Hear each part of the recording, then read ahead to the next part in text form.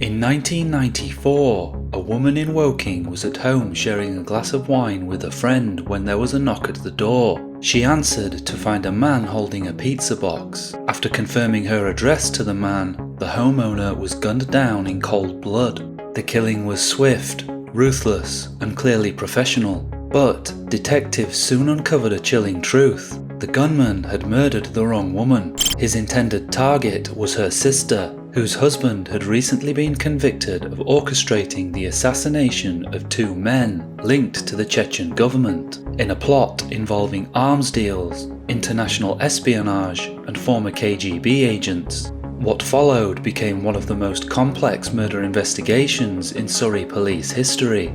A case of mistaken identity, global intrigue, and a contract killer who vanished without a trace. Welcome to the Crime Portal. This is the case of Karen Reid. It was a windy, rain-soaked evening on April the 15th, 1994 in Woking, a town in northwest Surrey, roughly 25 miles from central London. At around 9 p.m, a local police patrol car attempted to make a routine stop of a red Vauxhall Cavalier on Egley Road, a long single carriageway that forms part of the A320 and stretches south to the town of Guildford. The Vauxhall, registration G511VMT, had seen better days. To the surprise of the officers trying to stop the vehicle, the driver, a bespectacled white man in his 30s, put his foot down and took off. The chase didn't last long, as the car was driven onto a curb before the driver opened the door, leaving the vehicle running, and sprinted across a section of wasteland, disappearing before police could catch him. Officers made their way over to the abandoned red Vauxhall to take a closer look. It was later discovered that the car was stolen in 1992 and was using false registration plates. However, this wasn't as alarming as what was found inside the vehicle. Two weapons were recovered, a sheath containing a replica SAS-style double-edged knife, which police would later determine to be extremely rare, with only 5 believed to have been sold in the UK, and also a handgun, specifically a Hungarian PA-63, complete with silencer and a small amount of ammunition. Investigators later found the bullets had been painstakingly hollowed out, filled with mercury, and then resealed with wax. If the initial gunshot wound didn't kill the intended target, the mercury would finish the job. Other items found within the Vauxhall suggested the driver could have been on his way to use the weapons and commit a murder when the police attempted to stop the vehicle. What appeared to be a change of clothes was retrieved, a rusty brown coloured 3/4 length Principal's brand coat, an Adidas baseball cap, a scarf, a tartan blue flat cap, and a dark blue Delsey flight bag. Finally, they found a map which showed the route taken to Woking from the A3 motorway. Circled on the map was a housing estate, known as the Barnsbury Farm Estate, close to where the Vauxhall was recovered. Inside the circle, the letters H and P had been written. Police would never go on to establish the significance of these handwritten letters. Understandably, police felt an incredibly dangerous individual had just slipped through their fingers. Fearing the intended target for either the double-edged knife or the mercury-laced bullets could be living on the estate circled on the recovered map, officers began making door-to-door inquiries in an attempt to establish if any residents of the housing estate could be in danger because of their relationships, connections, or employment history. They ultimately identified people living at 5 separate properties and took the decision to install panic buttons within each of them. The recipients of these alarms were given strict instructions not to answer the door to any unexpected visitors. If they were suspicious of any callers, they were advised to press their alarm, which was connected to their local police station. Police patrols were increased on the estate in both marked and unmarked cars.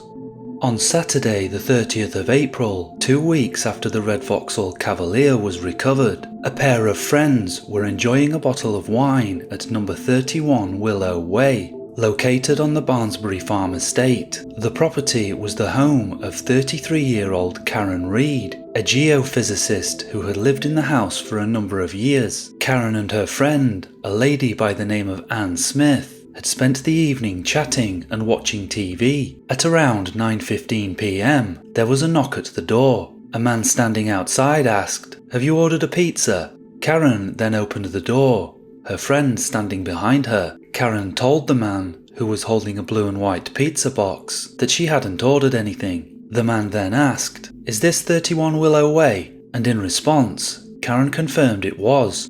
Without hesitation, the man pulled out a .38 revolver and unloaded 5 shots into the 33-year-old before running towards a car with its engine still running and driving away. Despite the recently increased police patrols, reports suggest there were no cars on the estate during the night of the shooting. An ambulance was called, but sadly, Karen Reid had already passed away. The reason Karen's home was one of 5 on the Barnsbury Farm estate fitted with a panic button wasn't because she herself had any enemies. Karen had been sharing the house with her younger sister, 31-year-old Alison Ponting, who is believed to have been the intended target for the murder due to an event which took place a few years earlier. The sisters were 2 of 3 children born to mother Iris Ponting, an English teacher, and father David Ponting, a lecturer at Bristol University turned actor, with a number of minor television roles to his name on notable BBC shows such as Doctor Who, Blake's 7 and Leap in the Dark. Karen, Alison and their brother Christopher were born in Rhodesia, a region in south-central Africa, now divided into Zimbabwe and Zambia. At the time, their father was working as an education officer in the colonial service, but the family returned to the UK in 1971 so David could take up his position at Bristol University. All 3 of the Ponting children were academically gifted, and following their time at school would each go on to study at separate universities. Karen studied geology at Sheffield University, where she would go on to meet her future husband, Julian Reid. Alison attended Manchester University to study languages, which set her on the path to a career with the BBC's World Service. During Alison's time at university in 1984, she took part in a trip to the Soviet Republic of Armenia, a communist state within the Soviet Union from 1920 to 1991. It declared independence with the collapse of the USSR, becoming the modern Republic of Armenia. It was during this trip that Alison met and fell in love with a local man named Gagic Ter-Ogrannsyan. In 1988, both sisters married their respective partners in separate ceremonies. Alison and Gagic found a flat in Chiswick, London, with Karen and Julian purchasing the house on Willow Way in Woking. At this time, Gagic was working as a swimming pool attendant in the London borough of Wandsworth. However, this was a stark contrast to his life in Armenia, where he was said to have traded in contraband works of art that were beginning to pour out of the Soviet Union into the West. In 1992, Alison would introduce her husband to a man named Ruslan Outsiev, a relationship that would go on to change her life in more ways than she could have ever imagined. Alison met Outsiev while on assignment in Russia. She was tasked with interviewing him as part of her role with the BBC. Outsiev was an entrepreneur from Grozny, the capital of the breakaway Russian Republic of Chechnya. At the time, Grozny was a lawless city controlled largely by local mafia. In 1991, a former Soviet Air Force general named Djokhar Dudayev was elected as the country's president, managing to unite enough influential groups to secure his presidency and push the independence movement forward. Chechnya had inherited everything left behind by Russia following the collapse of the USSR, which included large reserves of oil. Ruslan Outsiev was the deputy chairman of Dudayev's ruling presidential council, and in autumn of 1992 was tasked with flying to London. The reason why varies between different sources. Some reports suggest Outsiev was sent to the UK to buy currency and passports for the Chechen government and to sell the Republic's oil. Other sources claim Outsiev was involved in 2 separate illegal business deals, the first being a multi-million-pound scam involving raw materials being sold to a German-based businessman, and the second, a £173 million loan for oil deal with an American man who had ties to organised crime. In autumn of 1992, 38-year-old Ruslan Outsiev arrived in the UK accompanied by his 21-year-old brother Nazarbek. After the brothers established contact with Alison Ponting, her husband Gagic was initially hired as their interpreter. However, he later became a more crucial member of the Outsiev's entourage, helping them to secure property, set up businesses, and more. While in London, the Outsiev brothers were enjoying a lavish lifestyle, eating at high-end restaurants, spending liberally in casinos, and frequently hiring multiple sex workers at once for their alcohol-fueled parties. The pair initially stayed in luxury hotels before purchasing a penthouse flat at Bickenhall Mansions in central London. It seems as if Gagic was also enjoying the high life as part of the Outsiev's inner circle. But then, in January of 1993, the relationship began to sour. The primary reason for this appears to be Ruslan Outsiev's plan to purchase 2,000 Stinger surface-to-air missiles. While the weapons were intended for Chechnya as a defense against potential retaliation from the Russians, it's understood that Gagic may have thought some of them could be sold to Azerbaijan, who were at the time fighting a war against Gagic's native Armenia. Both Chechnya and Azerbaijan were seen as allies, due to both countries being Muslim, in contrast to the dominant religion in Armenia being Christianity. The potential purchase of the missiles worried Gagic so much that he sought help from two fellow Armenians, Ter-Ogrannsyan, a member of the Armenian KGB, and his boss, Ashot Sarkisian. In February of 1993, a meeting was held at London's prestigious Langham Hotel, at which Gagic and Mkurtic, who by this time was also in the UK, are said to have attempted to persuade the Outsievs to pull out of the arms deal. The brothers refused, which is thought to have prompted the Armenians to assassinate them. On the 25th of February in 1993, Nazarbek Outsiev attended a London hospital for an operation on his sinuses. The following day, Gagic took the Outsiev's brother's German translator for a diversionary shopping trip. During this time, Ruslan Outsiev was shot 3 times in the head with a silenced Beretta in the Bickenhall Mansions flat. 2 days later, when Nazarbek returned to the flat, he suffered the same fate. However, the Armenians went on to make a serious mistake when covering up the double murder. A fridge freezer was purchased with Ruslan's body wrapped and hidden inside the box within which the appliance was delivered. 2 men were paid to take the box containing Ruslan's body to a house being rented by Mkurtic Martyrisian in Harrow. The men were told the carton contained a 17th century statue, which was to be stored in the property's garage. En route, the carton split, and although the delivery men weren't able to see what was inside, they noticed a foul odour. After taking a couple of days to reflect on this, the delivery men took the decision to contact police, who soon found Ruslan Outsiev's body in the garage of the Harrow property. Police then began surveillance on the Bickenhall Mansions flat, and quickly went on to detain Gagic and Mkurtic when they were seen arriving carrying bin liners, towels, and an electric saw. Inside the apartment, police found the body of Nazarbek Outsiev. As Gagic and Mkurtic were imprisoned awaiting trial, the latter was visited by an Armenian KGB agent at Belmarsh prison. That agent is said to have been Ashot Sarkisian, Mkurtic's former boss. As Mkurtic returned to his cell, prison officers discovered he was carrying a small piece of cloth, doused in snake venom, hidden underneath a bandage, over a non-existent injury. The snake venom was thought to be a means for Mkurtic to end his own life. All he had to do was make a small cut on his body and cover it with the venom-laced cloth patch, after which he would be dead within hours. It remains unclear how prison officials determined the patch was soaked in venom, but with it in their possession, McCurtich instead took the decision to hang himself from his cell window using a torn sheet. It also remains unclear whether the venom was smuggled in on McCurtich's request, or if taking his own life was an instruction given by the KGB as a means of keeping him quiet.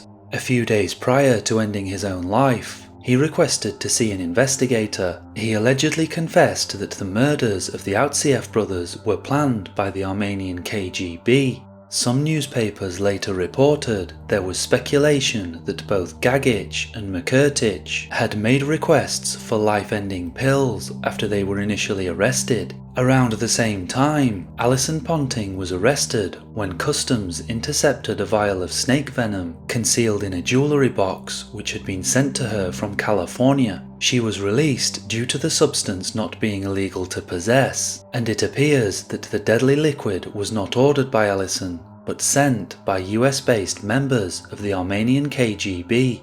As in the case of McCurtich, it's unknown if the venom was requested by Gagic or was an instruction from KGB members. Gagic would not follow in the footsteps of McCurtich, however, and in October of 1993, he went on trial at London's Old Bailey. He denied the murders, but admitted to helping dispose of the bodies. Gagic received 2 life sentences after being found guilty of conspiracy to murder. While many media outlets referred to Gagic as a double killer, it doesn't appear to have been determined who actually fired the gun which killed either of the Outsiev brothers. As we've already discussed, Gagic is said to have been out shopping with the brothers' German translator when Ruslan Outsiev was murdered. There appears to be no concrete evidence pointing to who was responsible for Nazarbek's murder. When sentencing Gagic, Mr. Justice Garland actually stated, quote, "These were professional assassinations,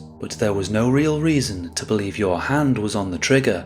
Following the conviction of her husband, Alison Ponting was described as leaving the court in tears. Her solicitor, Jonathan Walsh, told the media, quote, "She had no knowledge whatsoever of the assassinations." Although various newspapers over the years backed up Mr. Walsh's comments regarding Alison having no knowledge of the killings, it's worth noting during the trial, the jury heard how she provided support for McCurtich Martirosyan's visa entry into the UK. McCurtich stayed with the couple before Alison provided him with a reference for the Harrow property in which Ruslan Outsiev's body was found. According to a number of her ex-colleagues at the BBC, Alison's relationship with her husband seemed to be deteriorating as Gagic became more involved with the Outsiev brothers, with one telling the Sunday Telegraph, quote, "I got the impression as time went on that he beat her. There were tears. There seemed to be bruises.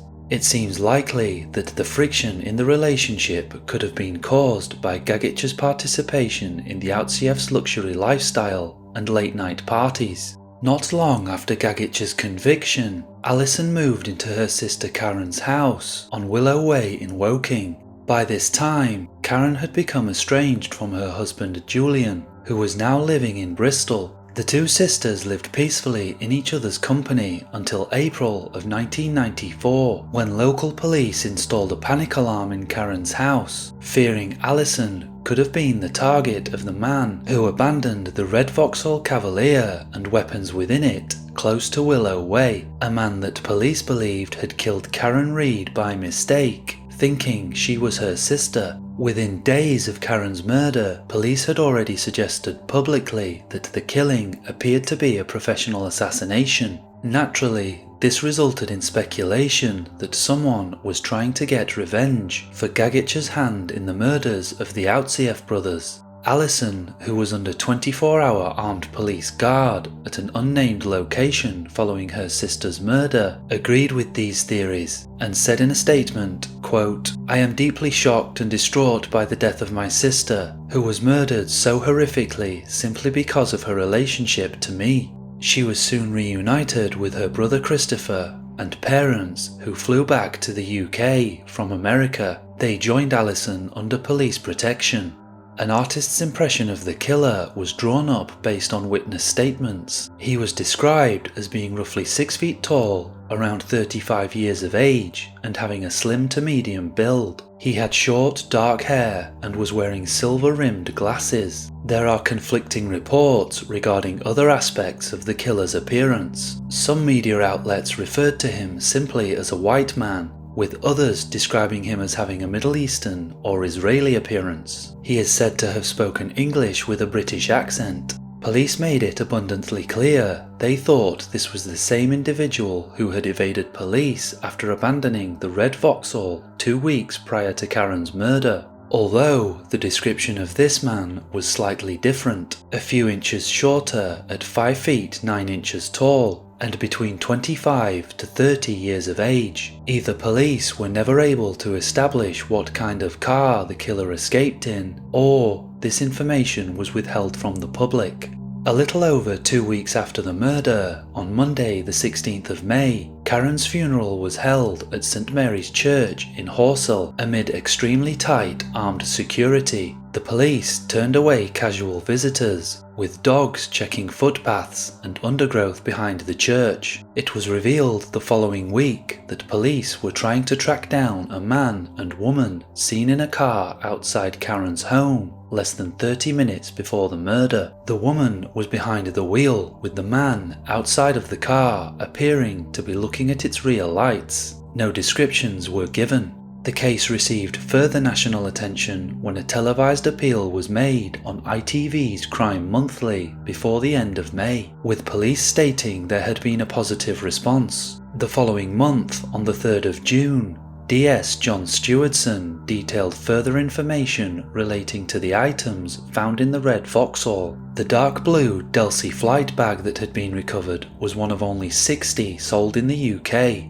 Police had also recovered a pair of tickets for the Oriental Road car park at Woking railway station. They were time-stamped at 11 PM on the 14th of April and 8:53 PM on the 15th, just minutes before the car was spotted. DS Stewardson told the media, quote, "The contents of the car are of great interest to us. The clothing is of very good quality and shows that the man we are looking for had expensive taste. They are also an odd combination and may jog someone's memory." DS Stewardson and his team were leaving no stone unturned in the hunt for Karen's killer, as investigators travelled to Moscow after receiving information from informants that suggested money, and not politics, could be the reason Alison was targeted. According to reports, Gagic and Alison were in possession of a series of 19th century Russian artworks worth in the region of £1 million, and had received threats from sources outside of the UK laying claim to them.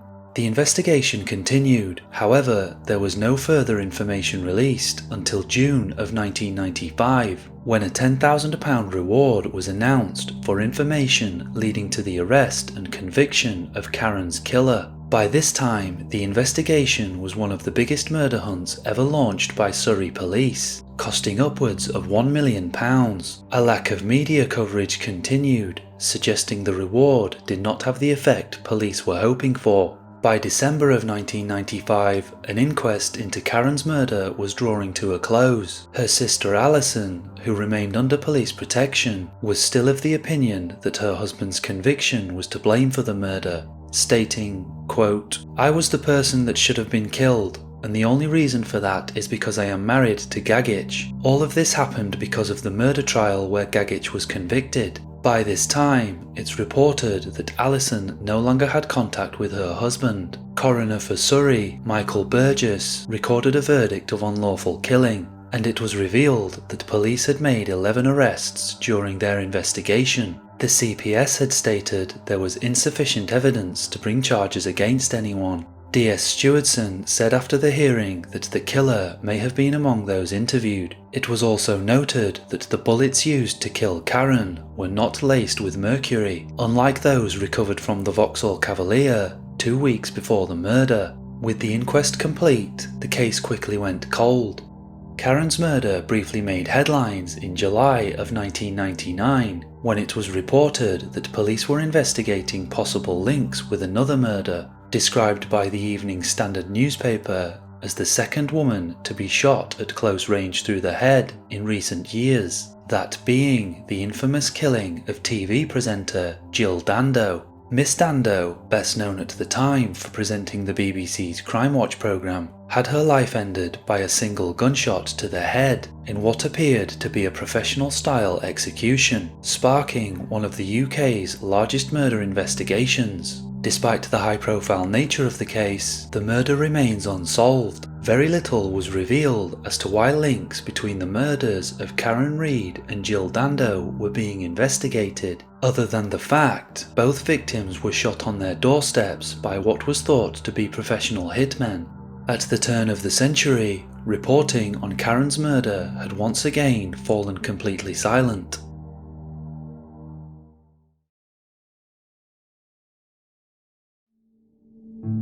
In March of 2021, police made their first appeal for information about Karen's murder in over 2 decades. Detective Inspector Gareth Hicks of Surrey Police told the media, quote, "People out there know who killed Karen Reid. Whether it's the individual who pulled the trigger or those who were assigned to arrange this contract killing, it's time for them to come forward." A £10,000 reward was offered by Crime Stoppers for information leading to the arrest and conviction of the person responsible, and the case was featured on the BBC's Crimewatch Live programme. Sadly, no new information was reported as having come to light, and media coverage once again fell silent until in April of 2024, when police once again appealed for information to coincide with the 30th anniversary of Karen's murder.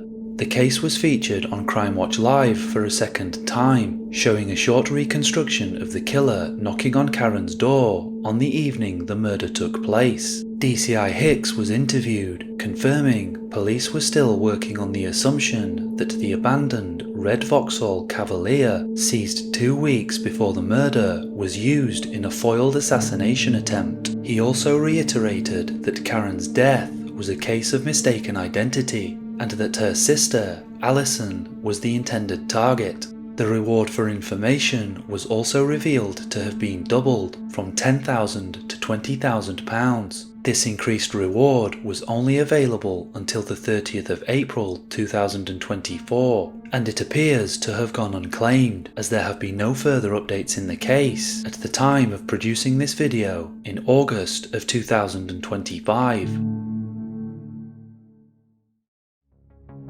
It remains unclear if and when police protection ceased for the Ponting family. Karen's father, David, sadly passed away in 2018 without ever finding out who was responsible for killing his daughter. No other information appears to have been made public about the whereabouts of his wife Iris and remaining children Alison and Christopher.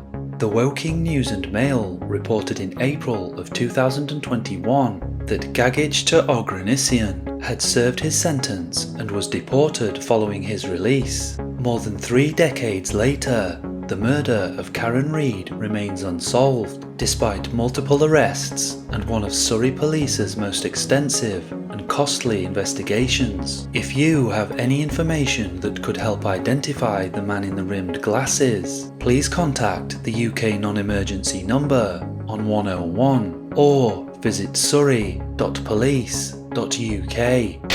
The Crime Portal is a channel dedicated to exploring murder and missing persons cases. For further information on this case, or to submit a suggestion for future videos, please visit the Crime Portal website. And, as always, thank you for watching.